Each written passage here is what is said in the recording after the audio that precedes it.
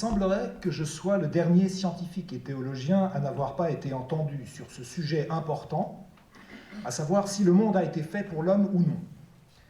Je sens qu'il est temps pour moi de parler. Je suis presque d'accord avec les autres. Ils croient que le monde a été fait pour l'homme. Je crois qu'il est probable que le monde a été fait pour l'homme.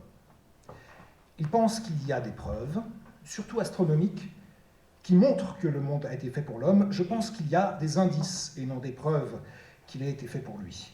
Il est encore trop tôt pour prononcer un verdict, les pièces n'ont pas toutes été fournies. Quand elles le seront, je pense qu'elles montreront que le monde a été fait pour l'homme. Mais nous ne devons pas nous précipiter, nous devons attendre patiemment qu'elles soient fournies. Il était prévu que l'homme dût avoir l'huître. C'est pourquoi les premiers préparatifs furent entrepris pour l'huître. Très bien. Vous ne pouvez pas inventer l'huître de toute pièce. Vous devez d'abord créer l'ancêtre de l'huître. Ça ne se fait pas en un jour. Alors, pour commencer, vous devez créer une grande variété d'invertébrés. Les bélémnites, trilobites, gébuséens, amalécites et autres fritures.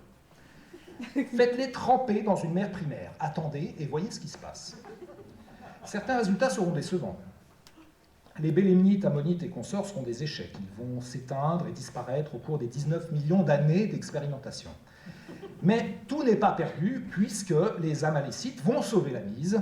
Ils vont peu à peu se transformer en encrinites, stalactites, blablatites et autres. Et au cours de cette sacrée reptation des siècles, et les ères de l'Archéen et du Cambrien dressent alors leurs rochers imposants dans les mers primaires. La première grande étape de la préparation du monde pour l'homme est enfin accomplie. L'huître est faite.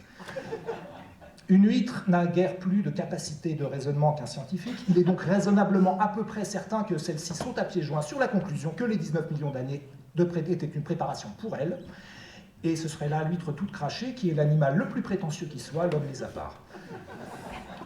Et quoi qu'il en soit, celle-ci ne pouvait pas savoir, à ce moment-là, qu'elle n'était qu'un accessoire dans le plan général, que le plan, lui, était bien plus vaste.